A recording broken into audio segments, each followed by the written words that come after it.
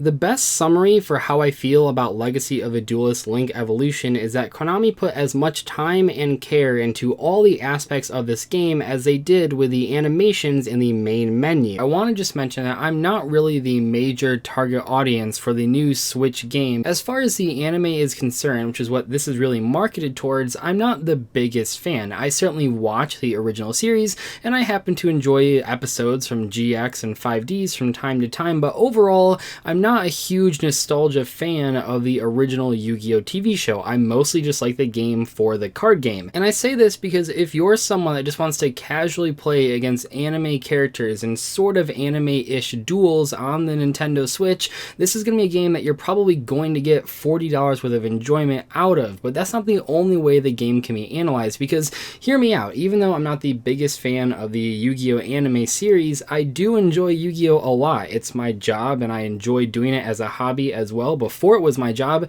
I'm a lifelong Yu-Gi-Oh! Player that's played tons of Yu-Gi-Oh! Games on the Game Boy and DS and Xbox 360, so when this game comes along, I really have high hopes for it. It's been a little while since we've had a Yu-Gi-Oh! Game that you can play like this, and it's the first game on the Switch that you can really use, so I want it to be as good as possible. This game does some things right. I think overall it's a fine Yu-Gi-Oh! Game, but if you're looking for a good Yu-Gi-Oh! Game or a great Yu-Gi-Oh! Game, this really isn't it for many of the reasons that I'm going to talk about in today's video. First, there's something that I have to point out because I'm sure you guys have already noticed it, and that's that compared to Duel Links, this one just doesn't look as good. And I know that seems weird because Duel Links is mostly a mobile game, but yeah, this thing just feels old. And the reason it feels old, by the way, is that almost all the assets of this game are taken right from the last version of Legacy of a Duelist. In some ways, actually, in a lot of ways, this just feels like a Master Rule 4 DLC for that original game released several years ago. If you go back and compare footage of this new version to the old version, you can see that in a lot of cases it is just copy and pasted, and that's not a good thing, because even when I think back to like the Game Boy version of Yu-Gi-Oh! Or the DS version of Yu-Gi-Oh! From year to year they actually did improve significantly. They added more animations, the field looked cleaner.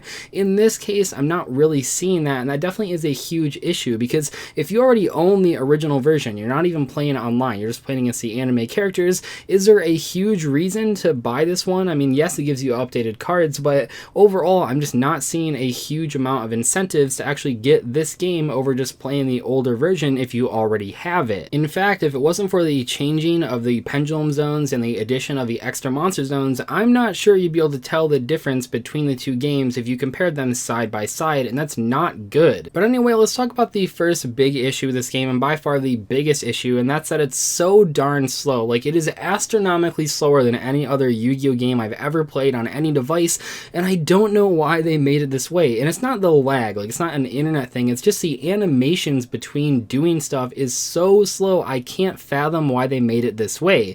For example, I think most people will notice this the first time that they boot up a game and they make a big board of like 4 or 5 monsters, and your opponent has no monsters on field, so you're just trying to attack for game. But the amount of time in between clicking the monster, clicking attack, watching the attack animation go through, and then you clicking another monster, it just takes so long. And it's like, why do these animations take this long? Should they take this long? Probably not, because when I think back to older games like on the DS and stuff like that, you could hold down B not only to reject activating cards, which you can still do in this game, but also when you were holding down B, it made the animations go faster, and that was awesome. But that's not in this game, and I don't know why. It just seems like a really weird decision, because this game, every single instance, just feels slower than it should be, and I just don't know how this is the final product, because it feels like every single animation could be double speed and it still would be too slow. I don't know how this is the final product. It just blows my mind. Especially when you're in a very favorable position, you're just trying to end the game as fast as possible, you'll notice how slow it is. And if you're trying to play many hours to unlock the cards that you want to unlock,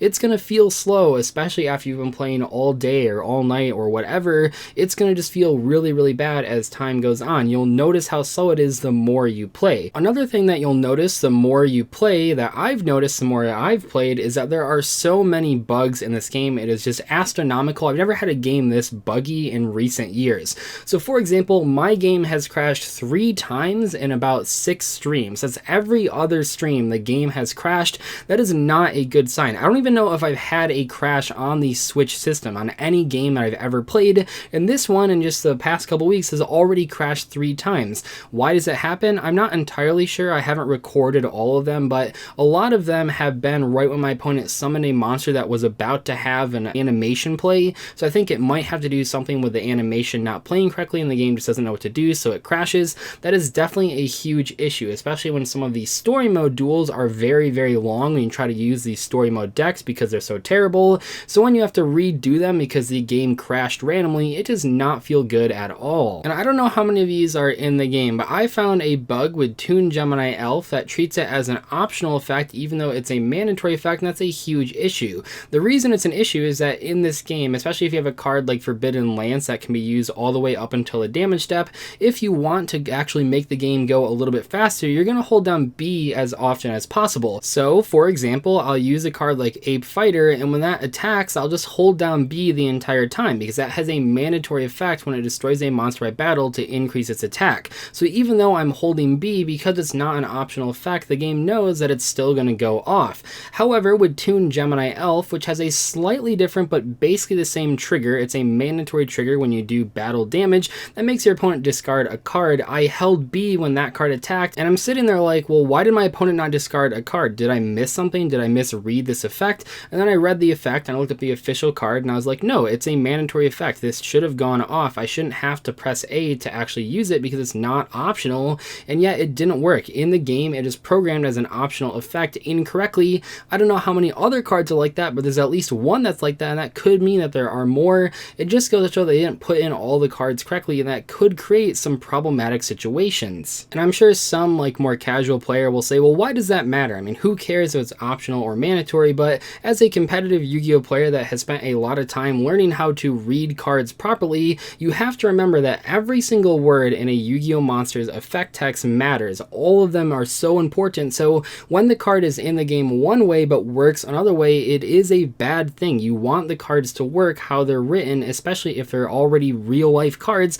so we know how they work. The real life version of the card is a mandatory effect, so should the in-game version. And I've had some people point out that, hey, maybe the OCG version is optional, but that doesn't matter because this is the English version of the game. This is not the Japanese version translated into English. It is the official English release, and the card in the game reads with the mandatory effect like it does in the actual TCG. It should not be following the OCG text, and admittedly, because I don't read Japanese, I'm not actually sure if the OCG card is optional or mandatory, but it doesn't really matter in the long run. And then we get to one of the most mind-boggling weird choices out of the entire game, which is saying a lot because there are some weird choices throughout all of the parts of this release, but one of the craziest things that I just don't understand from a fundamental standpoint is that it requires you to play Master Rule 4 in every single story mode mission, even back to the original series.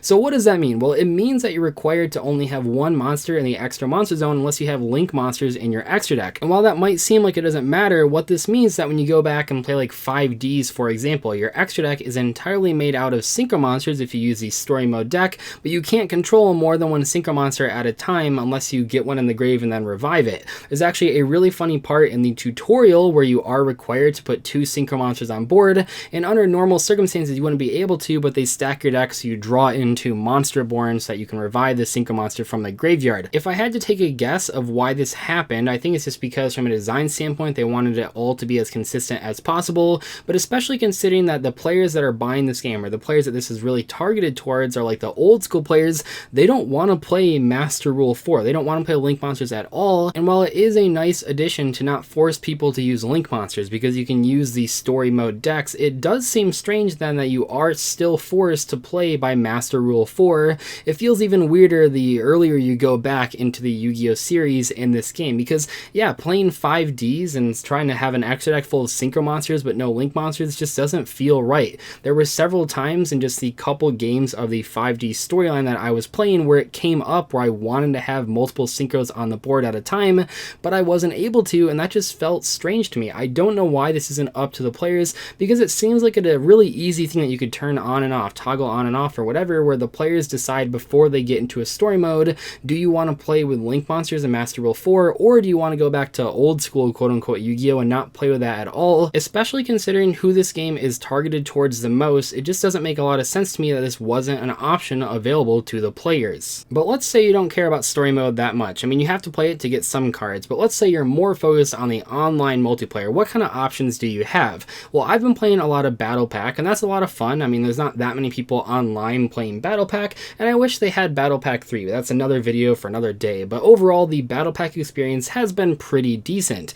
But what about the normal online multiplayer with the format in the game? Because when you're playing in the story mode and you use user decks, you can actually use whatever ban list you want. You can just play as many copies of a card. You can play 3-Pot Greed, 3 Graceful Charity, whatever you want, and that's fun for a little bit. I mean, you just destroy every single opponent. But what about the online multiplayer using the ban list, using the card pool in this game?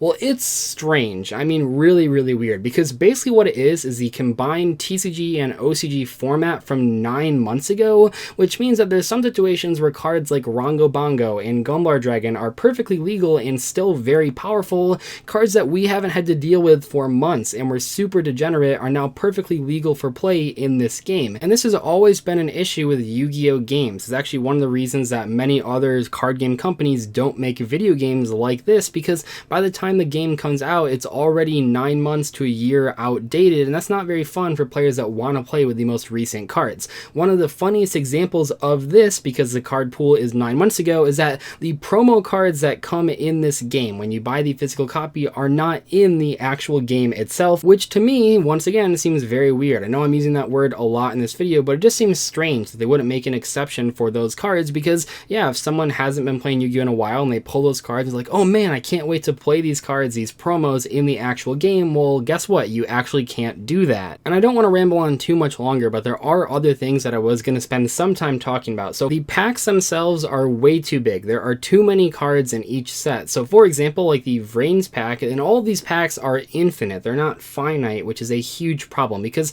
for example, in Duel Links, which I know is a little bit different, I'm not trying to praise Duel Links so much in this video. It's not what I set out to do, because I'm not even the biggest fan of that game. It has its own set of issues, but at least in Duel Links, when you buy a box and you buy a ton of packs out of one set, you know how many cards of each type are in that box. You know, there's 1 of each ultra rare, 2 of each super rares, so if you buy enough packs, you will eventually pull the cards you're looking for. However, in this game, while there aren't microtransactions, I mean, thank God for that, there are still an infinite amount of cards that you can pull, so you can keep pulling duplicates forever and ever and ever without actually pulling the cards that you want. I have duplicates of every single rare card that comes out of that set, except for a few of the Trickstar cards and a bunch of the Altergeist cards. When I think back to the DS games, they had a finite number of cards in each box. You could keep buying packs from the same box, and you knew that once you went through enough packs, you eventually would pull what you were looking for. And I'm sorry, but the music sucks. Like, it really, really does, especially compared to Duel Links, because the Duel Links music is so unique. It's so exciting. For every single character you play against, they have their own unique theme. The music in this gets old after like 30 minutes of playing, and it just never changes. It's like 3 songs that are rotating and nothing else. It is so boring. I just don't know why there's not more songs in this game. I didn't even know that I would care about the music in a Yu-Gi-Oh game until I played one as boring as this. Considering how slow the overall game is, maybe they just wanted like something light in the background instead of something that's like really getting your heart rate going, because the game itself is so slow. But it just seems weird to me that there's not more soundtracks, and from what I've heard, the soundtracks are the exact same ones from Legacy of the Duelist, the original release. At the end of the day, this is a Yu-Gi-Oh game on the Nintendo Switch, and if that sounds really awesome to you, then by all means buy this game. Spend the $40, you'll have a great time. But if you were looking for a game that was good, or a great game, a great Yu-Gi-Oh game on the Switch, this just isn't it, and that's a real shame. Anyway, thanks for watching. I'll catch you in the next video. Goodbye.